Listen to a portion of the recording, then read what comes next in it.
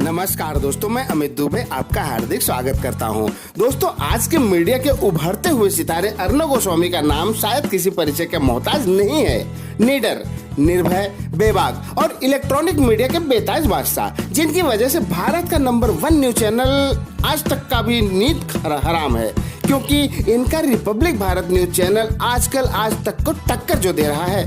हाँ दोस्तों आज के इस वीडियो में हम इन्हीं साहब के जीवन के बारे में चर्चा करेंगे कि अर्नब गोस्वामी कौन है। वैसे तो आप जानते ही होंगे कि यह रिपब्लिक भारत न्यूज चैनल के को-फाउंडर और एडिटर इन चीफ हैं, लेकिन हर एक सफल व्यक्ति के जीवन के पीछे कोई न कोई कहानी तो होती है, और अगर कोई कहानी नहीं होगी तो वह सफल कैसे कहा जाएगा। तो आइए अब आगे बढ़ते हैं और अर्नब गोस्वामी के जीवन की गहराई के बारे में जानते हैं। हाँ दोस्तों, तो सबसे पहले हम अर्नब के पारिवारिक पृष्ठभूमि के बारे में जानेंगे।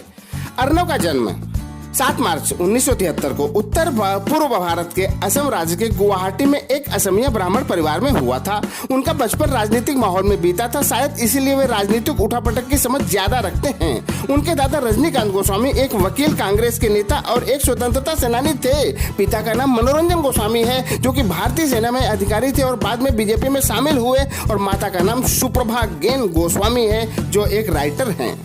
अर्नब गोस्वामी के नाना गौरी शंकर भट्टाचार्य एनसीपी के नेता थे, जो असम में कई साल तक विपक्ष के नेता के रूप में कार्य करते रहे। अर्नब के मामा सिद्धार्थ भट्टाचार्य गुवाहाटी पूर्व से बीजेपी के विधायक हैं। हाँ दोस्तों, और आगे बढ़ते हैं और अर्नब गोस्वामी के शैक्षणिक जीवन के बारे में जानते हैं। अर्नब गोस्वामी एक सेना के अधिकारी बेटे थे, इस कारण उनकी शिक्षा अलग अलग स्थानों से पूरी हुई। अर्नब ने अपनी 10वीं की शिक्षा दिल्ली के माउंट सेंट मैरी स्कूल से प्राप्त की, जो दिल्ली छावनी में है।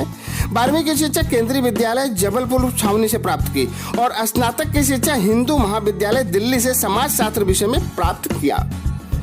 और अर्नब ने अपनी मास्टर डिग्री सामाजिक विज्ञान विषय में ऑक्सफोर्ड विश्वविद्यालय के सेंट एंटोनी विश्वविद्यालय से 1994 में प्राप्त किया, जहां वे एक फेलिक्स विद्वान भी रह चुके हैं। वे सन 2000 में कैम्ब्रिज विश्वविद्यालय के Sydney Sussex college international studies विभाग में एक विजिटिंग फेलो थे, जहां के वो DC फवेट फेलो रह चुके हैं।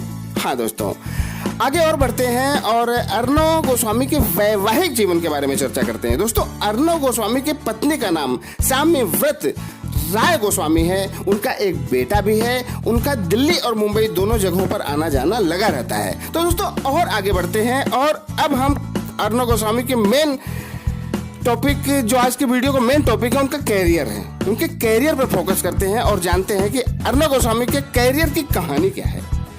अर्नब गोस्वामी ने अपने कैरियर की शुरुआत द टेलीग्राफ कोलकाता से की, जहां पर उन्होंने 1 साल तक समाचार पत्र के संपादक के रूप में काम किया। उसके बाद 1995 में उन्होंने द टीवी में काम करना शुरू किया, जहां पर वह दैनिक समाचार के एंकर थे और वह न्यूज टुनाइट नामक कार्यक्रम की रिपोर्टिंग करते थे। इस तरह अर्नब गोस्वामी आगे बढ़ते हुए एक दिन NDTV का मुख्य हिस्सा बन गए। वे न्यूज आवर नामक कार्यक्रम की एंकरिंग करते थे। न्यूज आवर सबसे लंबे समय तक चलने वाला समाचार विश्लेषण है। इतना लंबा समाचार विश्लेषण किसी भी और चैनल में नहीं दिखाया जाता था। अर्नब गोस्वामी 1998 से 2003 तक NDTV 24/7 का मुख्य संपादन होने के कारण वह पूरे चैनल के प्रकरण के संपादन के जिम्मेदार थे।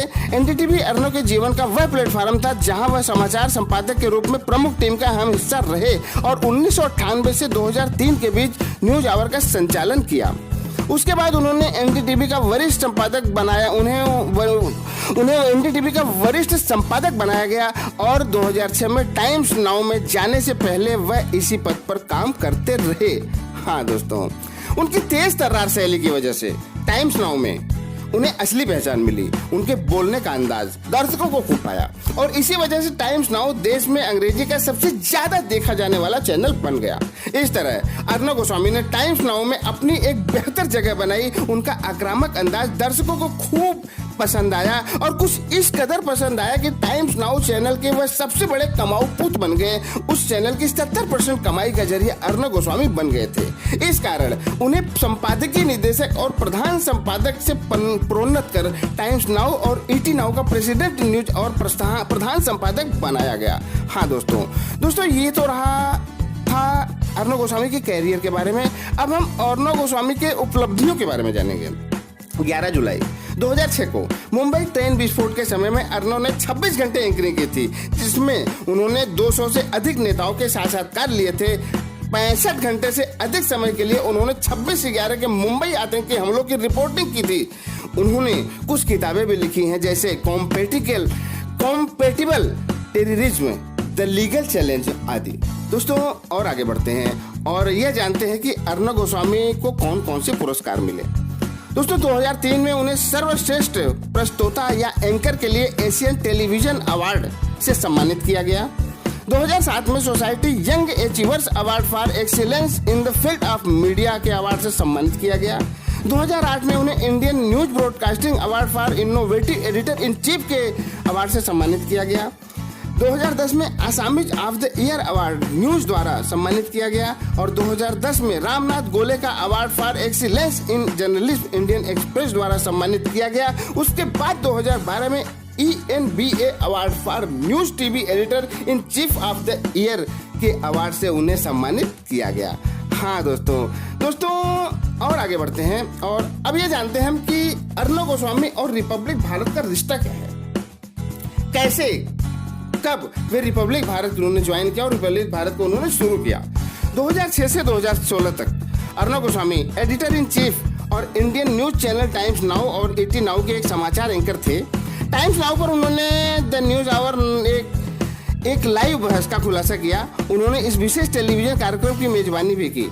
1 नवंबर 2016 को अर्णव ने टाइम्स नाउ के एडिटर इन चीफ के रूप में इस्तीफा दे दिया। उनका न्यूज चैनल रिपब्लिक टीवी 6 मई 2017 को शुरू किया गया था। 6 मई 2017 को अर्णव ने रिपब्लिक टीवी शुरू किया, जो एशिया नेट द्वारा वित्त पोषित था। एशिया नेट को मुख्य रूप से राज्यसभा के तत्कालीन स्वतंत्र सदस्य राजीव चंद्रशेखर द्वारा वित्त पोषित किया गया था, जिनका बीजेपी से संबंध था। वह केरल में राष्ट्रीय जनतांत्रिक गठबंधन के उपाध्यक्ष थे। बाद में उन्होंने आधिकारिक रूप से बीजेपी में शामिल होने के बाद एशिया नेट के निदेशक के रूप में इस्तीफा दे दिया। रिपब्लिक टीवी लगातार 100 हफ्तों तक अपनी स्थापना के बाद से भारत में सबसे ज्यादा देखा जाने वाला समाचार चैनल बन गया है। हाँ दोस्तों, अंत में कुछ बातें और मैं आप लोगों से कहना चाहूंगा कि अर्णव गोस्वामी एक राजनीतिक परिवार से आते हैं। अगर वह चाहते तो राजनीति में भी उतर सकते थे, लेकिन उन्होंने ऐसा नहीं किया। उनकी रुचि कुछ अलग करने की थी और उन्होंने अपना अलग ही रास्ता चुना और मीडिया की दुनिया में कदम रखा। पढ़ाई पूरी करने के बाद उन्होंने कोलकाता से द टेलीग्राफ से 1994 में अपना कैरियर शुरू किया और आज रिपब्लिक टीवी के को फाउंडर और एडिटर इन चीफ हैं। सुनने में कितना अच्छा लगता है ना दोस्तों, को फाउंडर और एडिटर इन चीफ। लेकिन क्या यह सब बहुत आराम से मिल जाता है? नहीं दोस्तों, इसके लिए बहुत परिश्रम करना पड़ता है और उन्होंने किया भी, तभी तो आज भारत का बच्चा अर्णव गोस्वामी को जानता है। हाँ दोस्तों, 25 साल लगातार एक ही क्षेत्र में लगे रहने के बाद अर्णव गोस्वामी को एक जबरदस्त मुकाम मिला। आज उनकी अपनी एक पहचान है। मीडिया जगत में एक उभरता हुआ सितारा जो किसी से डरता नहीं और सीना ठोक के कहता है कि मैं तो पूछूंगा, हाँ मैं तो पूछूंगा, हाँ मैं तो पूछूंगा। और उनका यही अंदाज कुछ लोगों को नागवार गुजरता है और उन पर जानलेवा हमला कराया जाता है। मैं अमित दुबे अर्णव गोस्वामी का बहुत बड़ा प्रशंसक हूँ। उनके डिबेट प्रोग्राम, उनके बात करने का अंदाज, उनकी कड़क आवाज मीडिया के क्षेत्र में एक नया आयाम लेकर आया है। कोई कहता है कोई कितना भी धुरंधर क्यों ना हो, वे अपने अंदाज के सामने किसी को भी टिकने नहीं देते और यही कहते हैं कि मैं तो पूछूंगा। हाँ दोस्तों मीडिया ये लोकतंत्र का चौथा खंभा होता है, लेकिन आज का मीडिया लोकतांत्रिक कम राजनीतिक ज्यादा हो गया है। जब किसी चैनल की बात चलती है तो साथ में यह भी चर्चा चलती है कि यह न्यूज चैनल फला राजनीतिक पार्टी की विचारधारा पर चलती है। अर्णव गोस्वामी जी, आशा करता हूँ कि आप किसी भी राजनीतिक पार्टी विशेष के न होकर लोकतंत्र के चौथे खंभे को मजबूत करने में अपनी सकारात्मक भूमिका निभाएंगे। हम आशा करते हैं कि आप ऐसा ही करेंगे। आगे बढ़िए, भारत आपके साथ है। हम आपके उज्जवल भविष्य की मंगल कामना करते हैं। दोस्तों, आशा करता हूं कि वीडियो आपको पसंद आया होगा। तो सोच क्या रहे हैं? अभी इसी वक्त बिना देरी किए लाइक करें, से अपने दोस्तों के साथ शेयर करें, कुछ कहना हो तो कमेंट करें। अगले वीडियो में हमारी फिर मुलाकात होगी, तब तक के लिए।